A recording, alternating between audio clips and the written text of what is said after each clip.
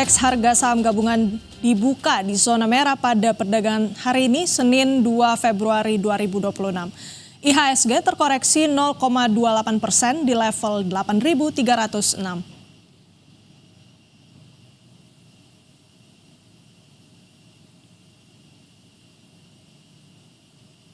Belasan menit setelah pasar dibuka, IHSG sempat terkoreksi minus 5%. Sentimen negatif masih membayangi indeks harga saham gabungan hari ini. Laporan Morgan Stanley Capital International soal transparansi dan tata kelola Bursa Efek Indonesia masih menjadi salah satu sentimen negatif yang mempengaruhi penurunan IHSG.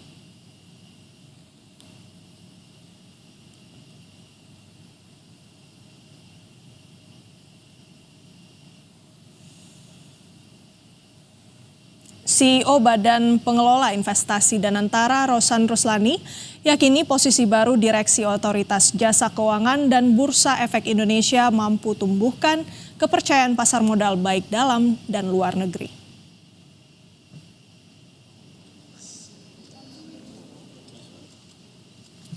Rosan menyebut Danantara mendukung penuh kegiatan dan inisiatif yang dilakukan OJK dan BEI dalam melakukan percepatan reformasi sebagai upaya menjaga integritas transparansi dalam pasar modal dalam negeri menarik investasi langsung ke Indonesia.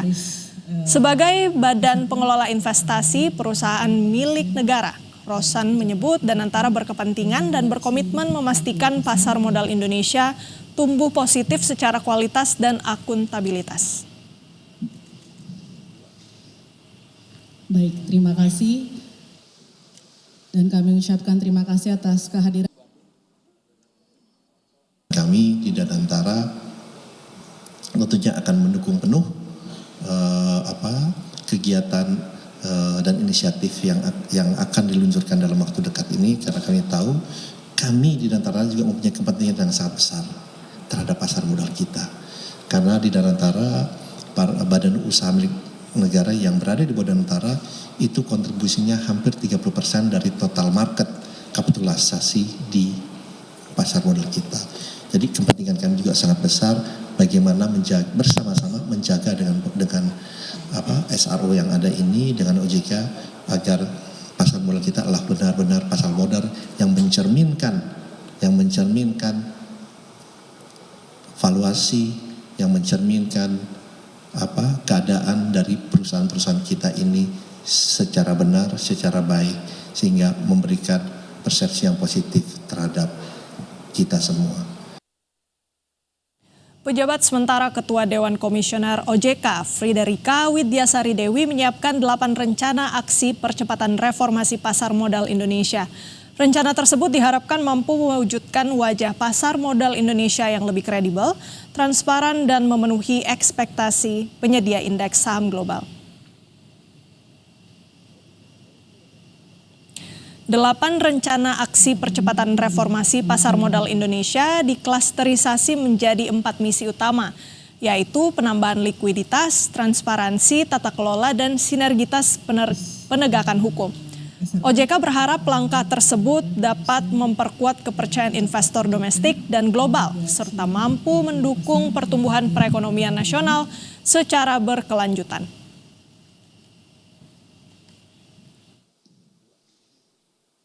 Baik, terima kasih.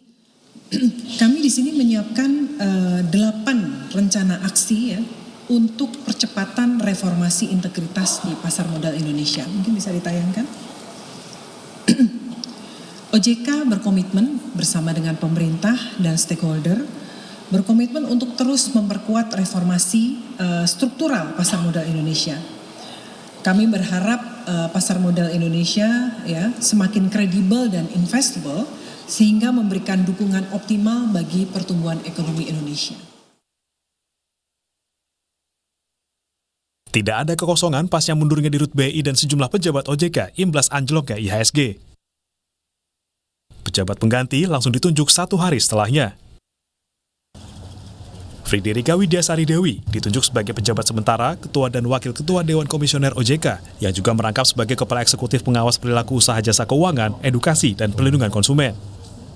Rangkap jabatan juga diemban Hasan Fauzi yang kini menjabat sebagai pengganti Kepala Eksekutif Pengawas Pasar Modal, Keuangan Derivatif dan Bursa Karbon, sekaligus Kepala Eksekutif Pengawas Inovasi Teknologi, Sektor Keuangan, Aset Keuangan Digital, dan Aset Kripto.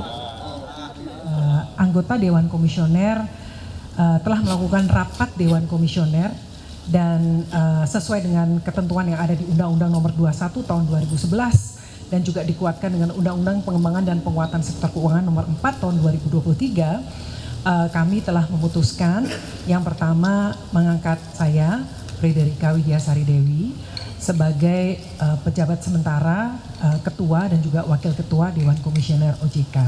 Sementara tugas kami sebagai Kepala Eksekutif Pengawas Perilaku Pelaku Usaha Jasa Keuangan Edukasi dan Perlindungan Konsumen juga tetap kami emban. Sementara Jeffrey Hendrik ditunjuk sebagai pejabat sementara Direktur Utama Bursa Efek Indonesia. Ia menegaskan komitmen BEI untuk membangun pasar modal Indonesia yang berkelas dunia. Kemudian kami juga menegaskan komitmen kami untuk membangun pasar modal Indonesia berkelas dunia, tidak hanya setara dalam hal nilai perdagangan dan kapitalisasi pasar, tetapi juga setara dalam transparansi dan tata kelola. Oleh karena itu, kami akan terus meningkatkan transparansi dan tata kelola di Bursa Efek Indonesia.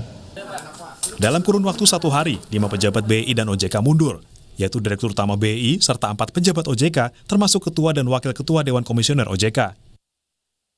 Langkah mengejutkan ini diambil setelah anjloknya IHSG pada 28 dan 29 Januari 2026 yang dipicu penilaian Morgan Stanley Capital International atau MSCI.